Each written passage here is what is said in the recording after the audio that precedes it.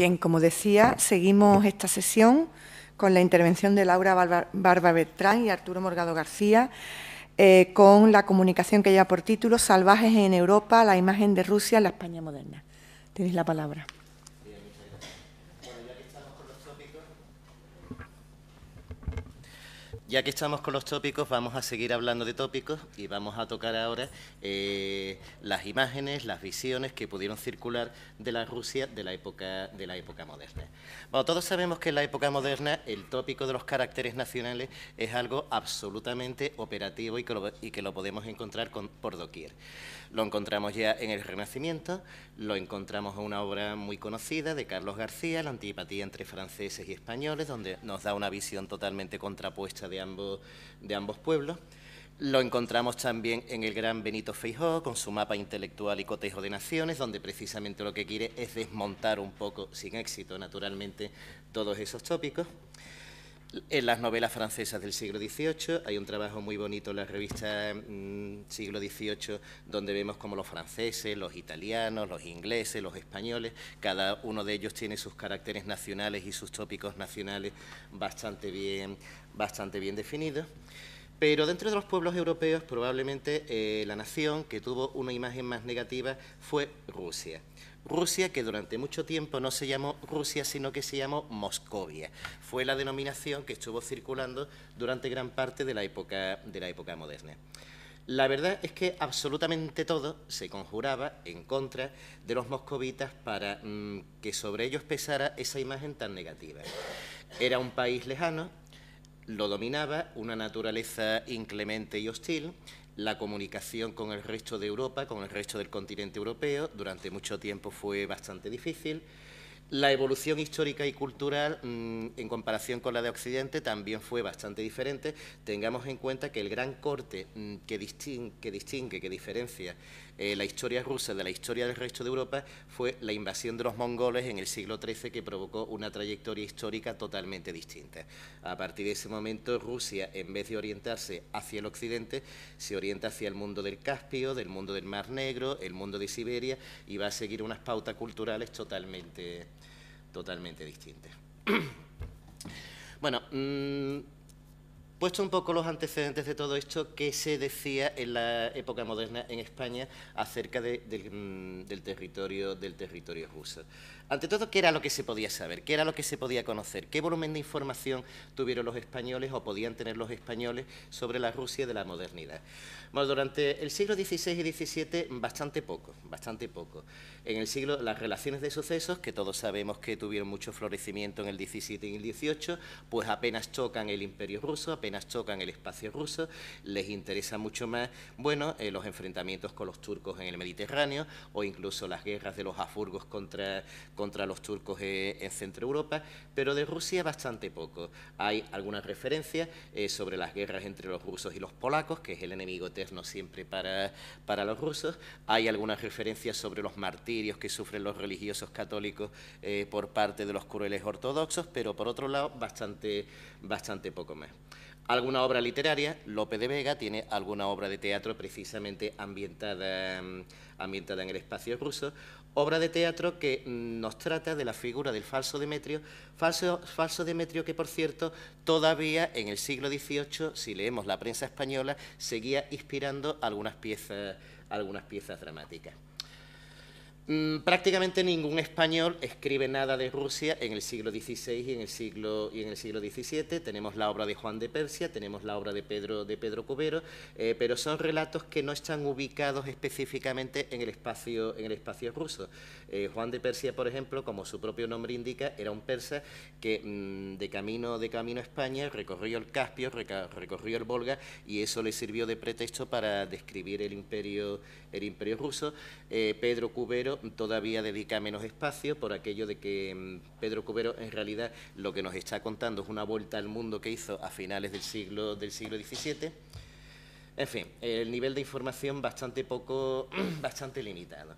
Luego, un nivel de información básicamente textual, por lo de siempre, por lo que hemos dicho en muchísimas ocasiones. Los libros españoles no tienen imágenes, lo que se edita en España en la época moderna no tiene ilustraciones. Entonces, las ilustraciones que podían saber los españoles sobre la Rusia del 16 y del 17 son libros europeos que, la verdad, están cargadas de tópicos y que están cargadas de temas recurrentes. Por ejemplo, el Civitates Orbis Terrarum. Sabemos que el Civitates Orbis Terrarum de finales del siglo XVI es muy detallado cuando habla de las ciudades de Centro Europa, cuando habla de las ciudades italianas, incluso de las españolas o de los Países Bajos. A medida que nos alejamos, el nivel de detalle y el nivel de fidelidad pues va siendo cada vez más reducido. Esto se supone que es Moscú, podía ser cualquier otra cosa, pero en el pie de la ilustración aparece Moscú. Y lo único que podemos distinguir aquí, que bueno, está aquí algo que parece ser la Catedral de San Basilio, el Kremlin, etcétera, etcétera. Bueno, y luego el método del copy-paste, que se utiliza mucho hoy en día, también se empleaba en las ilustraciones del siglo XVI, porque estas imágenes de arqueros, de fauna, etcétera, etcétera, están extraídas de una obra anterior que el autor ha reutilizado. También está la imagen de Rusia que aparece en el mapa de Ortelius del Teatrum Orbi Terrarum. En esta vida nada es neutral, vamos a ver. Rusia no aparece en un mapa independiente como aparece en los atlas en la actualidad. Rusia está metida en el mismo saco que la Tartaria, que la Mongolia, etcétera, etcétera. Es decir, más relacionada con el mundo asiático, con el mundo del este, que con el ámbito occidental, que con el ámbito europeo propiamente dicho. Bueno, esto en cuanto a la representación icónica. La representación textual, pues una representación textual absolutamente tópica, absolutamente repetitiva y cargada de negatividad por todas partes. El país, pues el país se va a caracterizar por una naturaleza absolutamente inclemente y absolutamente hostil. Y un elemento que aparece en esa naturaleza siempre es el bosque.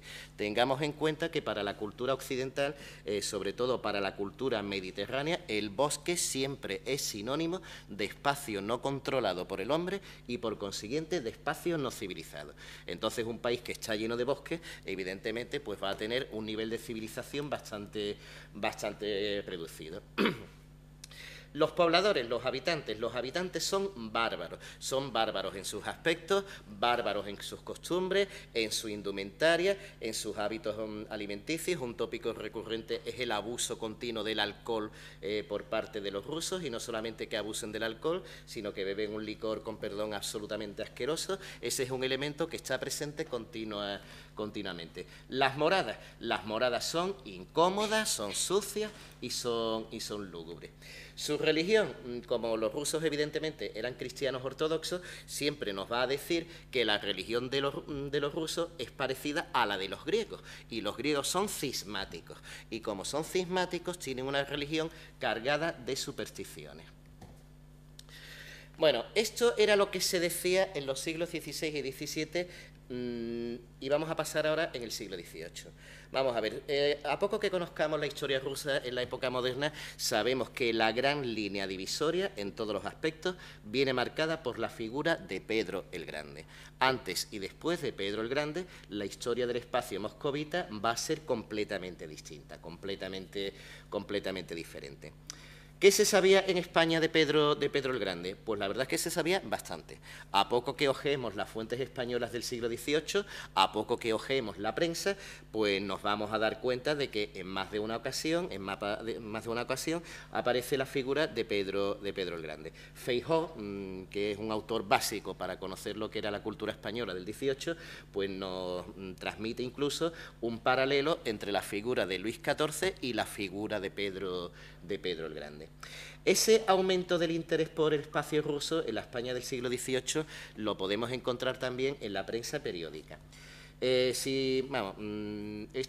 es un ejercicio bastante sencillo, que es irse a Prensa Digital Hispánica en Biblioteca Nacional y hacer una cuantificación, que la informática lo haga, de cuántas referencias aparecen de Rusia en la prensa española del siglo XVIII. Estos datos, naturalmente, no hay que tomarlos en sentido absoluto, hay que tomarlos un poco en sentido de contraste. Entonces, podemos ver que en la prensa española, entre 1770 y 1800, Francia es citada en casi 6.000 ocasiones, Inglaterra en casi 3.000 y Rusia en 1472. Parece poco, pero esas 1472 de Rusia no están muy lejos de las 1800 de Italia, que era un espacio bastante bien conocido por los españoles desde hacía muchísimo tiempo, y es un nivel de referencias muy superior al que pueden tener Portugal o al que puede tener África. Es decir, que el nivel de conocimiento de Rusia en la España de la prensa española sería intermedio. Es curioso también que el vocabulario ha experimentado una transformación enorme. Podemos contrastar el número de referencias en la que aparece Rusia al número de referencias en la que aparece el término Moscovia. Esto todos los estudios lo señalan. A medida que vamos avanzando en el siglo XVIII, el término Moscovia va siendo cada vez más desplazado y se utiliza el de Rusia. De hecho, alguna obra señala que para los propios rusos consideraban un insulto que se les llamara moscovitas, porque ello equivalía a bárbaros, salvajes, supersticiosos, etc. ¿Qué tipo de referencias o en qué ámbito aparecen esas referencias? No es casual, vamos a ver. Hemos elegido 3 tipos de periódicos, uno de carácter informativo y oficialista, como sería el Mercurio de España, otro de carácter económico, como es el Correo Mercantil de España y las Indias, y otro de carácter cultural, como es el Espíritu de los Mejores Diarios. Entonces, ¿qué les interesa a los españoles del siglo XVIII o a la prensa española del siglo XVIII sobre el espacio ruso? Noticias de carácter político. Es decir, el predominio de las noticias de carácter político sobre las demás es bastante abrumador. ¿Y por qué noticias de carácter político? Porque la Rusia del siglo XVIII es una gran potencia, es un factor en Europa con el cual cada vez más hay que contar. Y de hecho, en la prensa española de finales del XVIII, pues vamos a ver reflejada cada 2 por 3 las guerras entre los rusos y los turcos, las victorias de los rusos sobre los turcos, etcétera, etcétera. Económicamente, el volumen de referencias es menor. Tengamos en cuenta que Rusia, por supuesto, no interesaba tanto para los españoles de la época como Francia, como Inglaterra o, por supuesto, como América. Y desde el punto de vista cultural, nada. Desde el punto de vista cultural, prácticamente nada. Hay que partir de la base de que para los españoles del siglo XVIII, Rusia no tenía precisamente muchos modelos o muchos ejemplos positivos que ofrecer. Alguna referencia a la política educativa de Catalina la Grande, alguna referencia que a Catalina la Grande le gustaba mucho el conde de Buffon, pero la verdad bastante poco. Bueno, por ir dejando espacio, paso ya un poco por alto. Este aumento del interés lo vemos reflejado también en el hecho de que se publican libros dedicados específicamente a Rusia. Algunos de ellos están escritos por autores españoles. Probablemente el primero de ellos sea el de Manuel de Villegas, Historia de Moscovia. Es muy interesante también el último, Luis del Castillo, compendio cronológico, por aquello de que Luis del Castillo estuvo en San Petersburgo pensionado por la corona española para aprender inglés, para aprender alemán y para aprender ruso específicamente. Hay obras de teatro ambientadas en Rusia en honor de Pedro y de Catalina la Grande. A pesar de esto, la imagen sigue siendo ambigua. Es cierto que se reconoce que, bueno, que Pedro el Grande pues, ha modernizado un poquito el país y que la corte es brillante, la corte es culta, se hablan el francés, llevan pelucas, pero por lo demás todo sigue siendo exactamente igual. Los puntos débiles del espacio ruso siguen siendo exactamente los mismos. Los campesinos supersticiosos, los clérigos ignorantes, el gobierno despótico, el régimen político brutal. Ahí no ha cambiado absolutamente nada.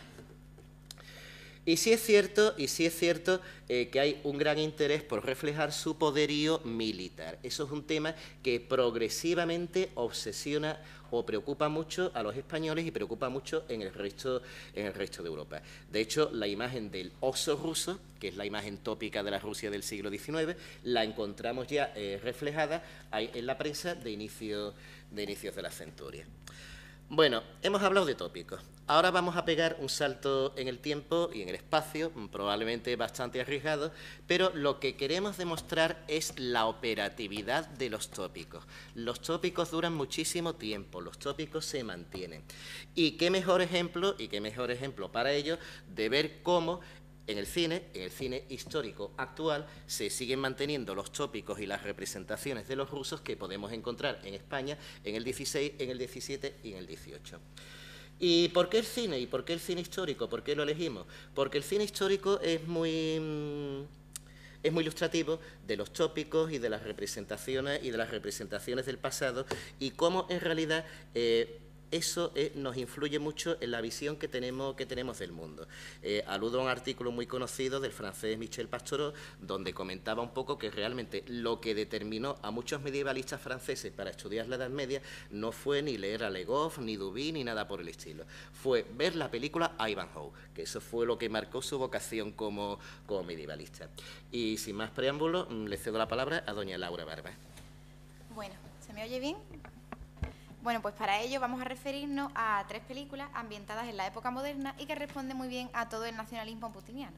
Y bueno, estas son Taras Bulba, 1612 y La espada del rey. Taras Bulba es una película basada en la novela de Nikolai Gogol, pero en concreto en la versión de 1842, que contiene muchos elementos más patrióticos rusos y además es mucho más afín a la figura del zar. Y bueno, además es una película que financió el Ministerio de Cultura ruso y que produjo la televisión estatal.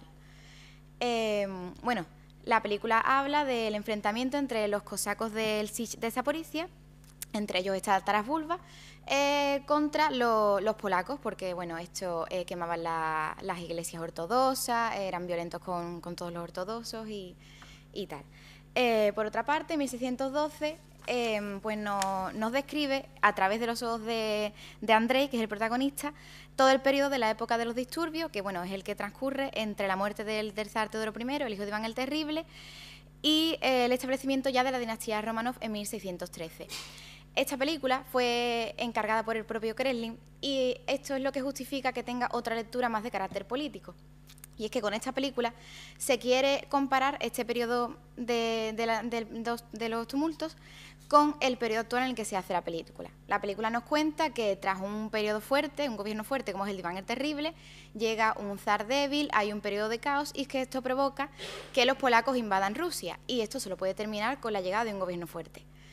Nos pasamos al presente. Rusia, tras la caída del comunismo, pues vive un periodo también de caos, de miseria.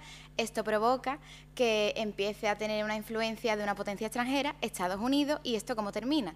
Pues con la llegada de un gobierno fuerte. ¿Casualidad que esto se haga en época de elecciones? No. La espada del rey, la última película, transcurre en plena Guerra del Norte. Y en ella, pues Luis XIV de Francia envía 2 duelistas al exilio, a uno lo envía al bando sueco y al otro lo envía al bando ruso, y bueno, ambos se terminarán enfrentando en bandos opuestos en la batalla de Poltava. Y ya, bueno, pasamos a el primer tópico que trata las películas, es el gran poderío militar ruso.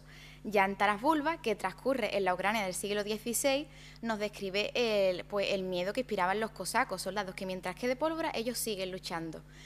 Y además, esto también hay que mencionar también la gran fraternidad que hay entre los cosacos, que en la película insiste mucho en que es una característica propia de los rusos, que bueno, el propio Taras Bulba, antes de morir, cuando lo están quemando, le da tiempo de decirle a los supervivientes por dónde tienen que coger para que no los atrapen los polacos, e incluso mata a su hijo porque se pasa de bando cuando se enamora de una noble polaca. Y bueno, pasando, en el caso de 1612, también vemos esa gran destreza militar cuando parte del ejército ruso, que no cuenta con artillería y que prácticamente está formado por campesinos, consigue repeler un ataque de ese gran ejército polaco. Y bueno, por supuesto el protagonista, que es el gran héroe de la película, también hay que mencionarlo. En el caso de la espada del rey, por supuesto, la gran batalla de Poltava, vencen los rusos. Y esto pues se demuestra, hay una gran batalla y además Grigori, que es el protagonista ruso de la película, también en varias ocasiones se enfrenta solo a parte de los suecos, se pone en primera línea de batalla, es el gran héroe. Y bueno, hay que destacar el fuerte carácter ruso porque no solo son los soldados, las mujeres cuando atacan las aldeas e intentan violarlas se van con palos a por los suecos. Otro tópico es la fama de alcohólicos que tienen los rusos. En el caso de Taras Bulba, cada vez que se declara la guerra a alguien, hay aguardiente en la mesa. Y bueno, esto aquí hay que destacar dos discursos. Uno es cuando, después de unas copitas de más, los cosacos escriben una carta al sultán porque quieren entrar en guerra. Y bueno, la carta dice así: querido sultán, demonio turco, hermano del mismísimo Satán y secretario de Lucifer, ¿qué clase de guerrero eres si no podrías matar ni a un erizo con tu culo de mono? No tenemos ningún miedo de tus ejércitos, lucharemos contigo por tierra y aire, pinche de Babilonia, sirviente moreno. Y para acabar la carta, no tenemos ni idea del día ni fecha que es hoy, pero nuestro día es el mismo que el vuestro, así que un beso. Luego hay otro discurso más solemne, cuando ya se están poniendo las cosas serias, y bueno, pues Taras Bulba intenta darle valor a sus cosacos, y bueno, habla de que bebe a la salud de sus hermanos, dice, lo más destacable podría ser que bebamos de un solo trago, primeramente por la santa religión ortodoxa, porque llegue un día que la misma santa religión se extienda por todo el planeta que habitamos y porque todo el mundo se una en una sola fe. Y así, pues, mucho más solemne. En el caso de la espada del rey, cuando, por supuesto, vencen los rusos, eso hay que celebrarlo. Y eso se celebra bebiendo. Y ahí está también el zar, abajo, Pedro el Grande, bebiendo también. Contrastando un poco con estos tópicos, la figura del zar normalmente siempre ha sido vista por los europeos como un rey, más bien un tirano. Sin embargo, en las películas vemos que es una figura completamente exaltada. Y bueno, en el caso de Taras Bulba, es prácticamente como él, antes de morir, cuando también lo están quemando, le da tiempo de dar un discurso, y donde nos pone al zar como un mesías cuya misión en este mundo es pues traer la grandeza a Rusia. Y bueno, dice, todas las naciones, los pueblos vecinos y lejanos lo presienten desde ahora. De la tierra rusa se levantará un zar y no habrá poder en el mundo con la fuerza suficiente para oponerse a él. Y en el caso de 1612 hay una gran simbología entre el trono vacío, que aparece en varias ocasiones, y el periodo de caos. El caos no se terminará hasta que por fin se asiente un zar. Y el propio protagonista dice que cómo podéis vivir sin un zar en el corazón.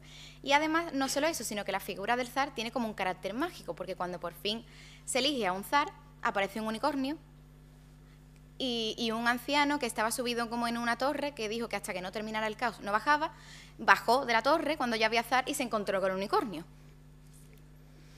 Luego tenemos, por supuesto, en la espada del rey, el gran momento del zar es su discurso, el discurso de Pedro el Grande, que además es el discurso auténtico. Y bueno, nos dice, soldados, por fin ha llegado el día en el que se decidirá la historia de Rusia, nuestra queridísima madre patria. No vais a luchar por el zar Pedro, debéis saber que lo haréis por vuestra querida madre patria bajo las órdenes de vuestro zar. No dejéis que os intimiden los que cuentan del enemigo, no es invencible. Con vuestras victorias ya habéis demostrado que mienten. Vuestro zar no tiene aprecio a su vida, que Rusia sea próspera y gloriosa. ¿Y dónde terminaba eso? Bueno, más o menos así. Y además no solo eso, sino que el protagonista ruso muere cuando intenta atentar contra la vida del zar, porque por el zar se muere. Luego en las tres películas vemos un enemigo común, los polacos. Esto está muy relacionado sobre todo con el tema de las férreas creencias ortodoxas de los rusos. En el caso de Taras Bulba, ese es el motivo de que se les declare la guerra, y aparecen como los malos de la película, no solo en batalla, sino que cuando capturan a los cosacos los torturan. En 1612 son los que, aprovechando el caos, invaden Rusia, pero no solo eso, sino que además obligan a la princesa Xenia, que es esta muchacha, a convertirse al catolicismo. Y eso los rusos no lo perdonan. La quieren ahorcar por ello, porque además no solo eso, sino que es que la convierten y reza en latín. Y en el caso de la espada del rey, aunque los malos se supone que son los suecos, al final los que atentan contra la vida del zar son polacos que están a favor de los suecos. Luego, si comparamos 1612 y la espada del rey, una que transcurre pues en 1612, y la otra ya en la época de Pedro el Grande, vemos que en esencia en Rusia todo sigue igual. Sigue siendo un territorio desolado, un territorio frío, donde te encuentras una aldea cada kilómetros, un territorio salvaje, nada seguro. De hecho, ambas películas nos muestran prácticamente una misma escena en la que mientras están viajando pasa por un puente y los atacan. Entonces prácticamente todo sigue igual. Sí que se aprecian ciertos cambios. Ya vemos en la espada del rey pues a unos nobles rusos que visten a la europea y que hablan del zar como un monarca que es muy bueno con los extranjeros. Y bueno, pero claro, eso lo ven bien los europeos, pero los rusos tradicionales, el ruso clásico, no ve bien los cambios. De hecho, hay un anciano que aparece en una aldea que no puede creer que los soldados lleven mallas.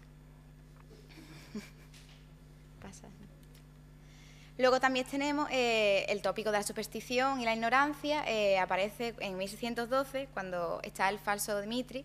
Llega a Moscú como con una máquina que escupe fuego y, claro, eso llega a los del pueblo que no lo han visto en la vida y ven que eso es el demonio directamente o un monstruo que les han traído. Y bueno, en la espada del rey, cuando Grigori, que no tiene consideración alguna, coge las cartas del francés y las quema para hacer fuego, pues claro, el pobre hombre dice que es que en Rusia son todos necios.